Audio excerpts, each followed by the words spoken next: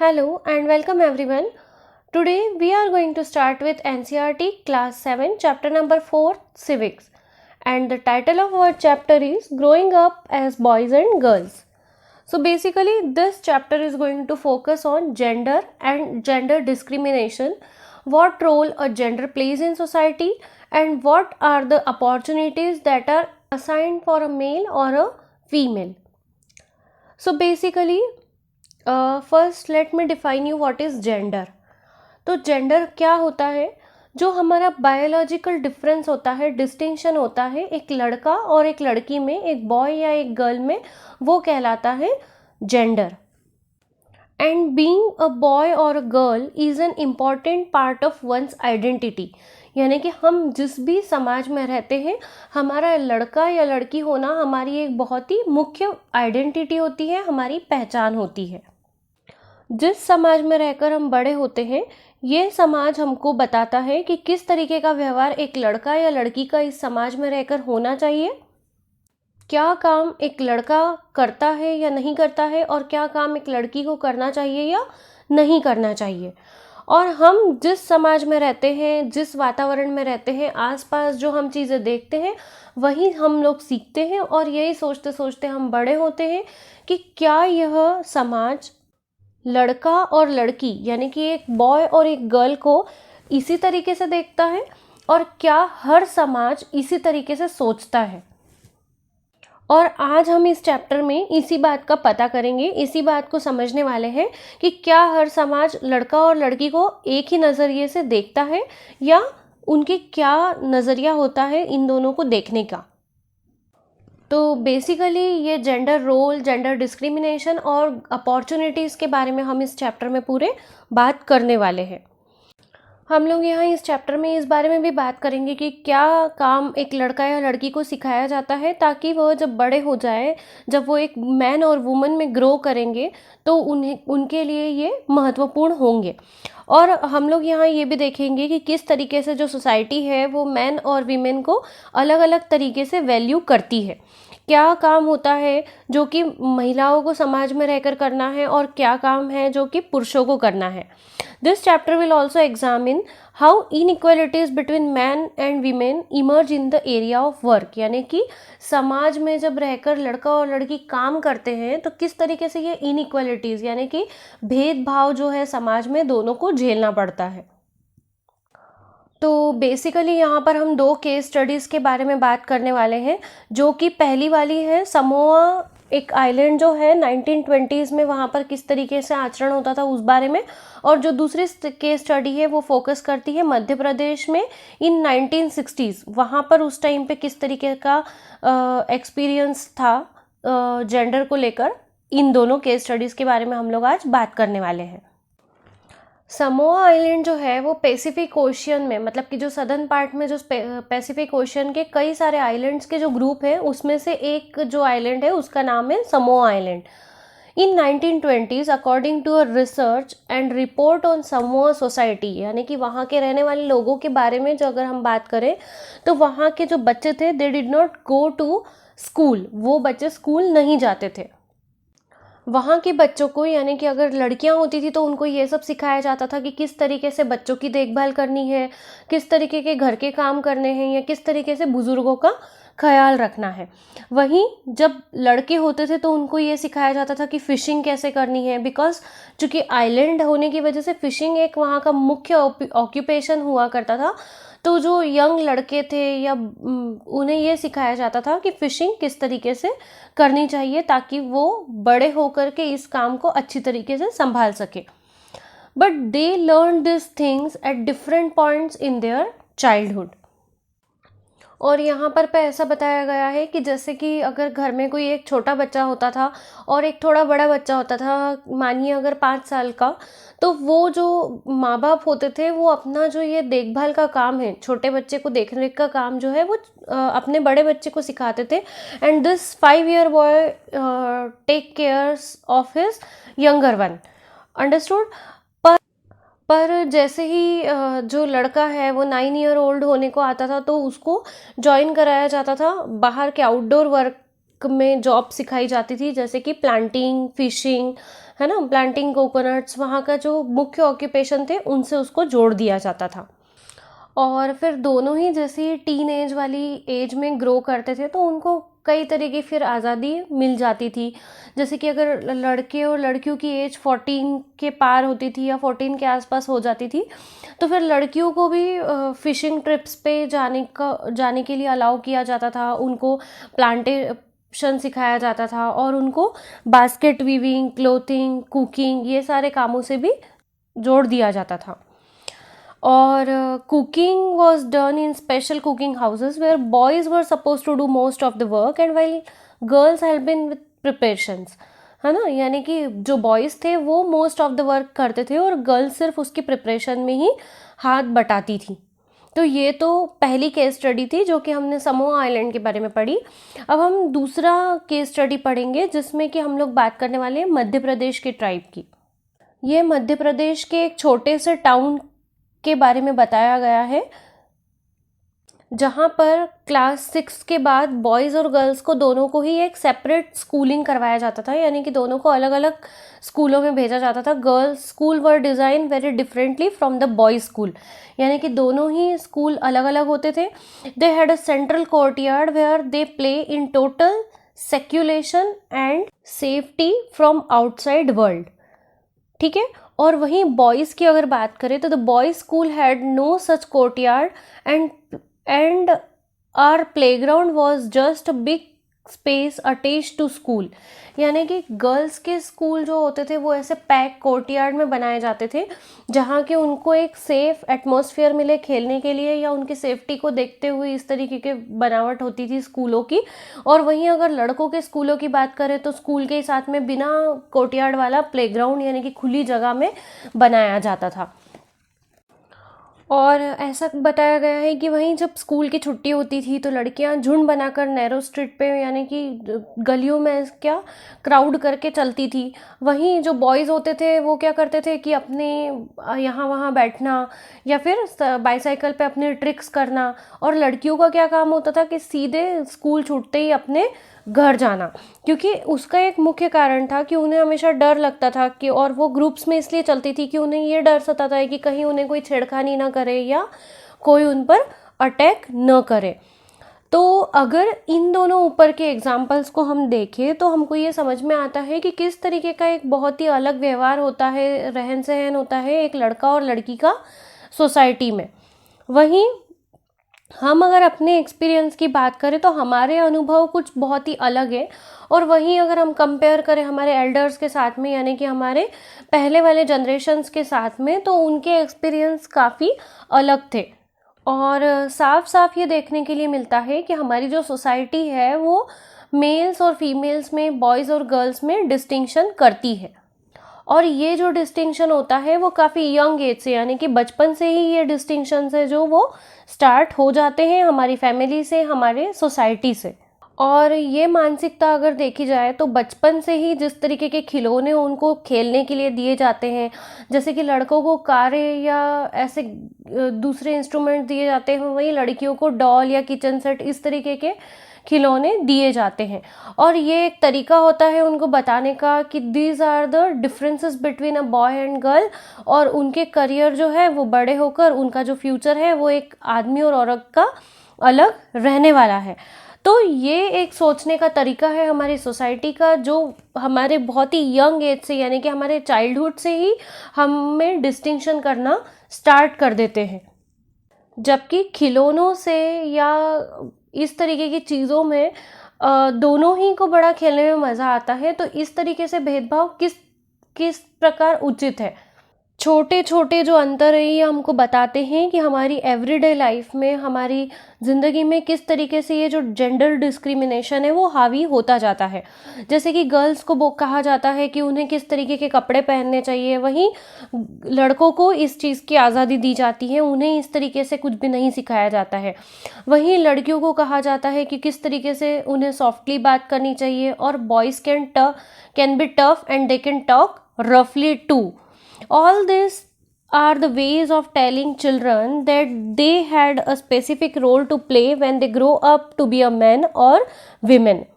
तो ये जो डिफरेंस है वो बहुत स्टार्टिंग से ही हमें बचपन से ही हमारे अंदर बो दिया जाता है इसका बीज, और वही हम सीखते हैं, वही हम देख करके बड़े होते हैं।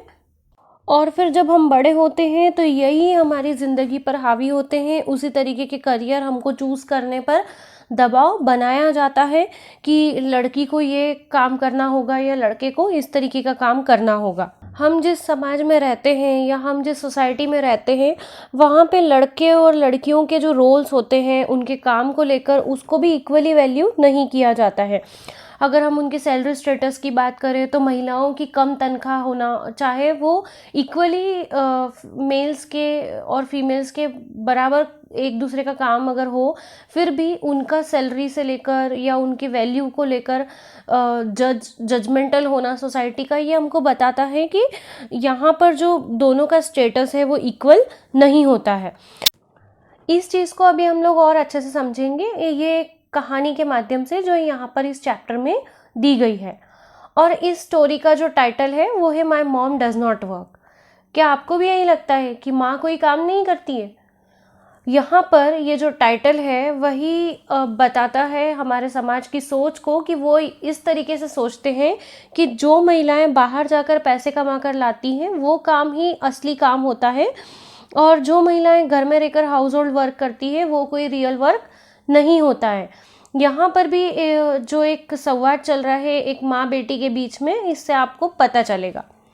जो ये एक बच्ची है सोनाली, वो अपनी माँ से कहती है कि माँ, we are going on a school excursion and Rosie ma'am needs a volunteer, can you take a holiday from office and volunteer. तो हरप्रीत की मम्मी तो हमेशा एक्सर्शन पे आती है बिकॉज वो कोई काम नहीं करती है। तो वहीं सोनाली की माँ उसको कहती है कि Sonali, how can you say that, क्या तुम यही सोचती हो? तुम्हें पता है जसप्रीत की माँ 5 बजे उठकर सारा घर का काम करती है और दिन भर वो काम में लगी रहती है। तो इसी पर सोनाली अपनी माँ से कहती है कि हाँ करती होंगी, पर वो कोई रियल काम थोड़ी ना है, वो तो बस घर का घरगुती काम है। तो वहीं उसकी मम्मी कहती है, अच्छा तुम्हारी यही सोच है, let's go over to their house and ask Jaspreet what she thinks. चलिए जाकर पूछते हैं जसप्रीत को कि वो क्या सोचती है इस बारे में। दोनों के बीच में ये बात होती है और दूसरे दिन वो लोग जाते हैं सिंह के घर, जो हर्षरण जिनका नाम होता है, जो कि जसप्रीत के हस्बैंड होते हैं। और ये दोनों वहाँ जाकर बताते हैं कि सोनाली को ऐसा लगता है कि योर वाइफ डजंट वर्क। तो इस पर जो उसका बेटा होता है, यानी कि जसप्रीत का जो बेटा होता है, वो ये कहता है कि माँ आंटी इसमें गलत ही क्या है, मेरी माँ काम क्या करती है। और इस पर सब लोग हंसने लगते हैं। देन सोनाली की जो माँ होती है वो जसप्रीत को कहती है कि then Jaspreet, why don't you just relax and let them manage everything for a change. तो आज के दिन एक दिन के लिए उनको छोड़ देते हैं, वो लोग अपना काम खुद मैनेज करेंगे। तो इस पर जसप्रीत कहती है कि हाँ सही बात है, ये बहुत ही अच्छा आइडिया, और कल मैं एक दिन के लिए स्ट्राइक पर जाती हूँ। इस पर जो जसप्रीत के दोनों बच्चे होते हैं वो कहते हैं, what a fun, will take care of everything tomorrow with papa. और ऐसा कर कर बात वहाँ पे ख़त्म होती है। दूसरे दिन सुबह जब हर्षरण को काम पर जाना होता है तो वो कहता है, oh god look at the time, where is my breakfast, why are not the children ready. और वो पूछने लगता है कि उसका ब्रेकफास्ट कहाँ है और बच्चे अभी तक तैयार क्यों नहीं हुए। तो तभी उसकी वाइफ जो होती है जसप्रीत, वो उसको जवाब देती है कि मुझे क्या पता कि वो तैयार क्यों नहीं हुए, तुम्हें नहीं याद कि मैं आज एक स्ट्राइक पर हूँ, तुम्हें याद नहीं। और वही मंगला जो कि मेड है घर में काम करने वाली, वो भी आज लीव पर है। और उसी समय जब ये दोनों आपस में बात कर रहे होते हैं, उसी समय जो स्कूल बस होती है बच्चों की, वो दरवाजे पर आकर खड़ी होती है और हॉर्न बजाती है। तो वहीं हर्षरण कहता है कि अरे ये तो स्कूल बस अभी आ गई, अब तो मुझे खुद ही इन दोनों को स्कूल तक के लिए ड्रॉप करना पड़ेगा। और वहीं फिर वो जाता है और दोनों बच्चों को उठाता है और जल्दी जल्दी तैयार होने के लिए कहता है। और फिर वो दोनों बच्चों को तैयार करता है और स्कूल के लिए निकलने लगता है। तभी उसकी वाइफ उसको पीछे से बोलती है कि अरे लंच का क्या हुआ, तुम क्या उनका लंच बनाना भूल गए। तो तभी हर्षरण कहता है कि मैं तो इस बारे में बिल्कुल भूल ही गया। और फिर वो अपने बच्चों से कहता है कि मैं तुम्हें कुछ पैसे दूंगा, तुम कैंटीन में से कुछ खरीद करके खा लेना। तो तभी बच्चे उनको कहते हैं कि माँ already gave us the money for that. फिर शाम को जब हर्षरण काम से घर पर लौटता है 6 बजे, दरवाजे पर बेल बजती है और वो आकर कहता है अपनी वाइफ से कि मैं बहुत ही थक गया हूँ और मुझे चाय चाहिए, चाय कहाँ है। तभी उसको याद आता है कि उसकी वाइफ तो स्ट्राइक पर है। तो वो कहता है कि चलो ठीक है, मैं चाय खुद ही अपने हाथों से बना लूँगा। जब वो चाय बनाने के लिए जाता है तो उसको कहीं भी चाय पत्ती नहीं मिलती और फिर वो चिड़चिड़ करने लगता है। फिर वो अपने घर की हालत की तरफ देखता है तो वो कहता है कि ऐसा लग रहा है कि घर में जैसे कोई एक तूफान आया हो, और वो अपनी वाइफ से चिढ़ करके पूछता है। तभी उसकी वाइफ कहती है कि क्या तुमको यही लगता है कि जिस तरीके से तुम सुबह घर छोड़ के गए थे वो वैसा का वैसा ही होना चाहिए डियर, बच्चों ने सब अस्त व्यस्त कर दिया है। और तभी वो हरप्रीत जो होती है वो अपने मन में सोचती है, जसप्रीत जो होती है वो अपने मन में सोचती है कि अब इनको मुझे लगता है कि शायद समझ में आया होगा थोड़ा बहुत कि मैं क्या काम करती हूँ, और अब टाइम है कि मैं उनको याद दिलाऊं कि चाचा जी और चाची जी भी शाम को डिनर पर आने वाले हैं। तो देखिए, ये एक छोटी सी स्टोरी थी जिसमें कि जो बच्चे होते हैं और हस्बैंड होता है जसमीत का, वो उन्हें लगता है कि वो कोई भी काम नहीं करती है और वो बड़ी ही आसानी से कह देते हैं कि हाँ कल हम घर की देखभाल कर लेंगे। और जब रियल में ये सब काम उनके ऊपर आता है तो किस तरीके से वो परेशान हो जाते हैं, बच्चों का लंच बॉक्स नहीं बनता है, वो स्कूल पर टाइम पर नहीं पहुंच पाते हैं। वहीं जब हर्षरण घर पे आता है तो उसको घर देख करके ऐसा लगता है कि घर में जैसे कोई तूफान आया हो, क्योंकि पूरा घर जो होता है वो अस्त व्यस्त पड़ा होता है, क्योंकि जसप्रीत कोई भी काम नहीं करती है। और जब वो खुद किचन में चाय बनाने के लिए जाता है तो उसको चाय पत्ती भी यहाँ तक कि नहीं मिल पाती है। और जब शाम को चाचा चाची भी घर पर डिनर के लिए आने वाले होते हैं और घर पूरा अस्त व्यस्त होता है, तब जसप्रीत को लगता है कि अब इनको मेरे काम की वैल्यू समझ में आई होगी। और सही बात तो यही है कि सच में जो हाउस होल्ड वीमेंस होती है वो पूरा घर का काम करती हैं और उनके काम की कोई भी वैल्यू नहीं होती है, जबकि जो उनके द्वारा किया गया काम होता है वो इतना माइन्यूट, इतनी छोटी छोटी चीज़ें होती है, घर की साफ सफाई से लेकर तो taking care of their family, जिसको कोई भी वैल्यू नहीं दी जाती है। और दुनिया भर में कोई सिर्फ एक हरप्रीत की फैमिली नहीं है कि जो इस तरीके से सोचती है, बट जो ऑल ओवर द अक्रॉस, अगर हम इंडिया की बात करें तो ऑल ओवर वर्ल्ड की बात करें तो वो यही सोचते हैं कि घर में जो महिलाओं का काम होता है वो कोई रियल वर्क नहीं होता है। जबकि अगर हम रियलिटी की बात करें तो जो हाउस होल्ड वर्क होता है, केयरिंग जो होती है घर की या फैमिली की, बुज़ुर्गों की, एल्डरली मेंबर्स की, सिक लोगों की, या घर में घर के सामान की टेक केयर करना, ये सारा जो काम होता है वो महिलाओं द्वारा ही किया जाता है। Yet their work is not considered और recognised as the real work.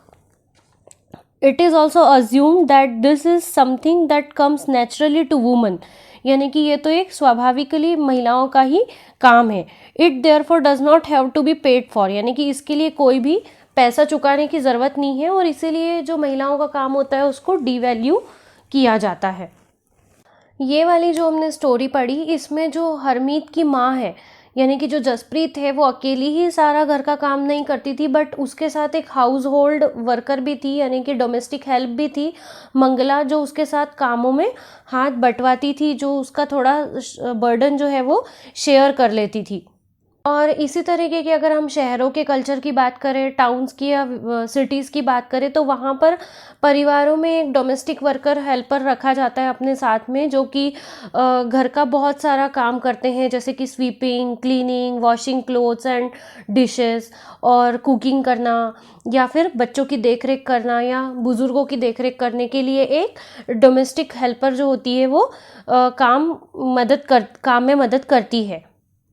और इनमें से मोस्ट प्रोबेबली जो वर्कर्स होती हैं वो वीमेंस ही होती हैं। पर कई बार ऐसा भी होता है कि जो छोटे बच्चे या लड़के या लड़कियां होती हैं उनको भी इस काम में लगाया जाता है, और इनको काफ़ी लो वेजेस दिया जाता है, क्योंकि इनका काम को कोई भी वैल्यू का काम नहीं समझा जाता है, और इसीलिए इनको जो वेजेस पे किया जाता है वो काफ़ी कम होता है।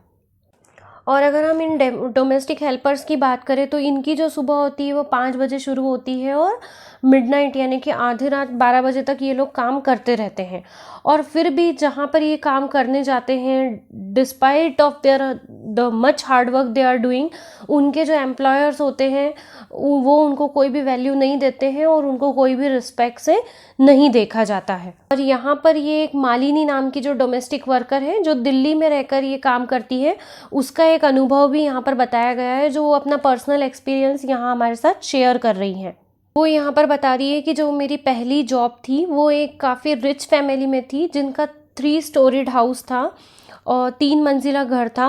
और वहाँ की जो मकान मालकिन थी यानी कि जो मेम साहब थी वो काफ़ी अजीब सी थी। वो हर काम मुझे चिल्ला चोट करके ही करवाती थी। वो हर काम में शाउटिंग करना उसकी एक आदत थी। और मेरे सिवा वहाँ पर और 2 लड़कियाँ थीं जो क्लीनिंग का भी काम करती थी। मेरा जो काम था वो किचन में था। Our day would begin at 5 o'clock for breakfast. Breakfast के लिए जो है वो हमको 1 कप चाय और 2 सूखी रोटियां दी जाती थी। We never could get a third roti, यानी कि हमको कभी भी तीसरी रोटी भी नहीं मिलती थी।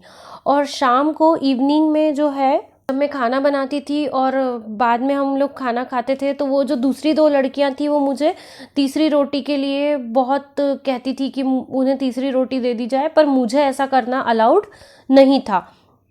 पर मैं कभी कभी उनको चोरी से सीक्रेटली उनको दे दिया करती थी ताकि मैं एक मेरे लिए भी निकाल सकूं। आगे वो बताती है कि हम दिन भर काम करके इतना थक जाते थे कि हमारे पैरों में सूजन हो जाती थी और ठंड में जो है वो हमारे जो पैर है वो सर्दी के मारे जो है वो स्वेलअप हो जाते थे। I used to feel scared of मेमसा but also felt angry and humiliated, यानी कि मुझे ना कि सिर्फ डर लगता था उस मकान मालकिन से, बट मुझे गुस्सा भी आता था और मुझे बहुत ही बुरा फील होता था। मैं दिन भर काम करती रहती थी। Did we not really work all day? Did we not deserve to be treated with someone some respect? यानी कि क्या हमको इतना काम करने के बावजूद रिस्पेक्ट से ट्रीट नहीं किया जाना चाहिए? ये जो हमने अभी अनुभव सुना है, ये जो एक है वो मेट्रो सिटी में काम करने वाली डोमेस्टिक वर्कर का अपना अनुभव है। और सही बात, इनफैक्ट अगर हम बात करें तो जिसको हम सिर्फ एक हाउस होल्ड वर्क का नाम देते हैं उनमें कई सारे डिफरेंट टास्क इन्वॉल्व होते हैं, जैसे कि वीविंग करना, कुकिंग करना, हैवी लोड्स उठा के लाना, जिसमें कि बहुत सारा फिजिकल वर्क रिक्वायर्ड होता है।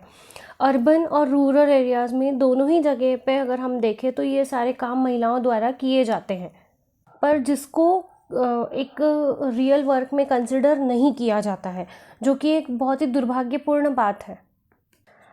ये सारे जो काम होते हैं, वॉश करना, क्लीनिंग करना, स्वीपिंग करना, लोड पिकअप करना, इन सब में जो फिज़िकल स्ट्रेंथ लगती है वो कई ज़्यादा होती है, कई ज़्यादा फिज़िकल स्ट्रेंथ डिमांडिंग होती है, जिसको ऐसा कहा जाता है कि फ़िज़िकल स्ट्रेंथ वाला जो वर्क है वो सिर्फ पुरुषों द्वारा यानी आदमियों द्वारा किया जाता है और महिलाएं इस काम को नहीं कर सकती है। जबकि अगर हम हाउस होल्ड वर्क की बात करें तो इसी सारे फिज़िकल स्ट्रेंथ की ज़रूरत जो होती है वो महिलाओं को होती है और वो उसको भली भांति पूर्ण करती भी हैं।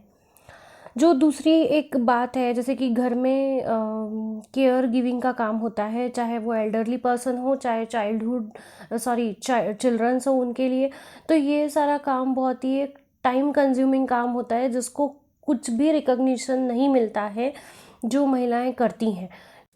यहाँ पर ये जो एक स्टैटिस्टिकल डेटा दिया गया है जो कि सर्वे के माध्यम से लिया गया है, इसमें ये हमको देखने के लिए भी मिलता है कि किस तरीके से वीमेन और मेंस में डिस्क्रिमिनेशन लेता है पेमेंट को लेकर, इनके वेजेस को लेकर, इनकी सैलरी को लेकर। महिलाओं का ज़्यादा मेहनत से ज़्यादा काम करने के बावजूद उनको कम पेमेंट दिया जाता है, वहीं पुरुषों को ज़्यादा पेमेंट दिया जाता है। आगे अब हम बात करेंगे वीमेन्स वर्क एंड इनइक्वालिटी। जैसा कि हमने पूरे चैप्टर में पढ़ा कि किस तरीके से वीमेन के काम को डीवैल्यू किया जाता है, तो इस चीज़ों को हमको ना सिर्फ अपने समाज के स्तर पर, फैमिली के स्तर पर निपटने की इससे ज़रूरत है, बट हमारी सरकार को भी, यानी कि हमारे जो गवर्नमेंट है उसको भी इन सब बातों पर एक्शंस लेने की ज़रूरत है और सरकार इस पर एक्शन ले भी रही है। जैसा कि हम जानते हैं कि इक्वलिटी जो है वो हमारा जन्म सिद्ध अधिकार है, यानी कि हमारा वो बर्थ राइट है, one of our most important principle of our constitution है। तो इसके लिए हमको आगे रह कर के काम करना भी चाहिए और किए जा भी रहे हैं। The constitution says that male और female should not be a reason for discrimination, यानी कि किसी का महिला या पुरुष होना भेदभाव का कारण नहीं होना चाहिए। But in reality inequality exist between the sexes, यानी कि इनइक्वालिटी जो है, भेदभाव जो है वो किसी व्यक्ति के महिला या पुरुष होने की वजह से किया तो जाता है समाज में। तो और इस सब से छुटकारा पाने के लिए कई सारे पॉजिटिव स्टेप्स जो है वो हमारे समाजों द्वारा और हमारी सरकारों द्वारा उठाए जा रहे हैं। फॉर एग्ज़ाम्पल जो है कई सारी महिलाएं जो है वो डबल बर्डन उठाती है। डबल बर्डन का यहाँ पर मतलब है जो कि महिलाएं बाहर जाकर के कमा के भी ला रही हैं और जिन्हें घर का काम भी करना पड़ता है। तो ऐसी महिलाओं के लिए कई सारे पॉजिटिव स्टेप्स लिए जा रहे हैं, जैसे कि उनके वर्किंग एरिया पे, यानी कि उनकी प्लेस पे, वर्क प्लेस पर, जहाँ पर समझिए 30 महिलाओं से ज़्यादा अगर वीमेंस वहाँ पर काम कर रही है तो वहाँ पर क्रैश फैसिलिटी प्रोवाइड की जाए। क्रैश फैसिलिटी शॉर्ट में अगर मैं आपको समझाऊँ तो वो फैसिलिटी होती है जिन महिलाओं के बच्चे छोटे होते हैं तो उनकी टेक केयर करने के लिए किसी आया या किसी महिलाओं को वहाँ पर रखा जाता है, जो वो उनके बच्चों को तब तक देखभाल करेगी या संभालेगी, प्रॉपर टेक केयर करेगी जब तक वो महिलाएं उस इंस्टीट्यूशन में काम कर रही हैं। तो इस तरीके से हमारे आंगनवाड़ी जो है वो खुलवाई गई है सरकारों द्वारा, और इस तरीके से चाइल्ड केयर सेंटर खुलवाए गए हैं।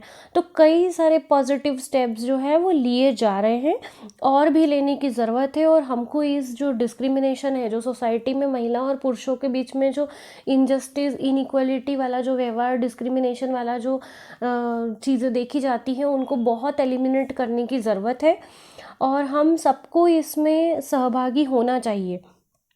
और सरकार द्वारा इस तरीके से जो कदम उठाए जाते हैं उनमें जैसे कि एक तरीके का लॉ पास किया गया है कि जहाँ पर 30 महिलाओं से ज़्यादा किसी इंस्टीट्यूट में अगर काम कर रही है तो वहाँ पे क्रैश फैसिलिटी होना कंपलसरी है। तो इस तरीके के जो स्टेप्स अगर सरकार द्वारा और NGOs द्वारा लिए जाते हैं तो ये जो है वो काफ़ी, ये सारे प्रोविज़न काफ़ी महिलाओं को मदद करेंगे, जिसमें कि वो ज़्यादा से ज़्यादा स्कूल भी अटेंड कर पाएगी और बाहर जाकर काम भी कर पाएगी।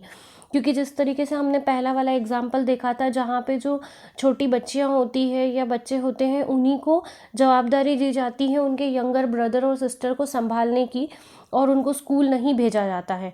तो इस तरीके जो क्रैश प्रोविजंस हैं वो अगर फैसिलिटीज़ मिलती हैं महिलाओं को अपने वर्किंग एरिया पर, तो इस सिचुएशन में क्या होगा कि जो रेशो है बच्चों के स्कूल जाने का वो भी बढ़ेगा, क्योंकि ये जो बच्चों को संभालने वाली जिम्मेदारी है वो उनके बड़े भाई बहनों को नहीं उठानी पड़ेगी। तो इस तरीके से जो है वो कई सारे फर्दर पॉजिटिव स्टेप्स हमको लेने चाहिए और हम ले ही रहे हैं। तो यहाँ फिनिश होता है हमारा ये जो चैप्टर है। और यहाँ पर देखिए ये एक लास्ट में पिक्चर भी दिया गया है सस्टेनेबल डेवलपमेंट गोल का। सस्टेनेबल डेवलपमेंट गोल यानी कि जो सारे गोल्स हैं हमारे एक कंप्लीट करने के, उसमें से ये एक गोल माना गया है जेंडर इक्वालिटी, यानी कि हमारे जो महिला या पुरुष होने के ऊपर से जो भेदभाव किया जाता है, इनको लेकर जो एक इक्वल अधिकार जो दोनों को मिलना चाहिए, उसको पूरा करना भी हमारा कर्तव्य है। ये भी हमारे एक गोल में से है जो कि यहाँ पर बताया गया है। यहाँ पर हमारा ये जो चैप्टर है वो फिनिश होता है। देखिए नेक्स्ट पेज अब अगर हम टर्न करते हैं, यहाँ पर हमको 2 पोस्टर दिखाई देंगे। जो पहला वाला पोस्टर है वो महिला जागरण केंद्र पंचवटी नगर राजेंद्र नगर पटना द्वारा दिया गया है, जो कई सारी बातें हमको दिखाता है कि महिलाएं सोसाइटी में रहकर, महिलाएं घर में रहकर क्या क्या काम करती हैं। और दूसरा एक और पोस्टर बनाया गया है जो कि बंगाल की महिला समूह वर्ग ने बनाया है, जिसको आपको एक इंटरेस्टिंग सा टाइटल देना है। ये पिक्चर आपको क्या डिपिक्ट करता है ये आपको बताना है, ठीक है। तो यहाँ हमारा फिनिश होता है ये चैप्टर नंबर 4 सिविक्स का। आई होप दैट आप लोगों को ये चैप्टर अच्छे से समझ में आया होगा। अब मिलते हैं हम नेक्स्ट वीडियो में एक नए चैप्टर के साथ। तब तक के लिए थैंक यू। और अगर अभी तक आपने मेरे चैनल को सब्सक्राइब नहीं किया है तो ज़रूर सब्सक्राइब करें, जिससे कि आपको मेरे आने वाले अगले वीडियोस के नोटिफिकेशंस मिलते रहे। Thank you, thanks a lot.